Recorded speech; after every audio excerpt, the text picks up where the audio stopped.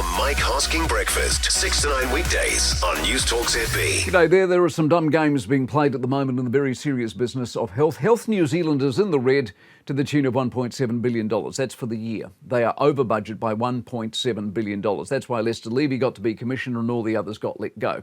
Game one is the Labor Party, who have, of course, zero credibility when it comes to money. They're claiming the 1.7 is because Health New Zealand is underfunded. Now, I have seen the budget on budget comparisons. They are not. Aisha Beryl is playing with numbers in a Ginny Anderson, have you seen how many cops are on the beat kind of way. Dumb game number two comes from the unions, also with zero credibility around economics. They argue their equity claim, this was when we gave nurses a massive pay rise, about $400+ million worth, should not be part of this $1.7 billion because they were told it was coming from a quote-unquote another pot. Sadly, other pots aren't real. What's real is what it costs to run the health system. And what it costs is more than they have, hence they're in the red to the tune of $1.7 billion. And part of the cost is what we pay nurses, of course. The culmination of the Labor union dumb game is that allegedly the government are manufacturing a crisis.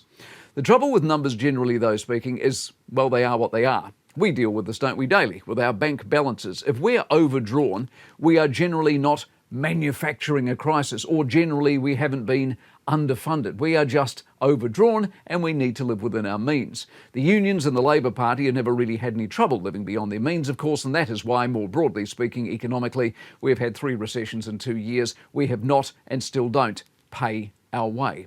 Now, the good news, if there is any, is that at $1.7 billion a year, surely there is a lot of waste in there. I mean, if Erica Stanford can find $100 million on a Maori language course that was producing little of anything, Lord only knows what you can find in the $30-odd billion worth of health money.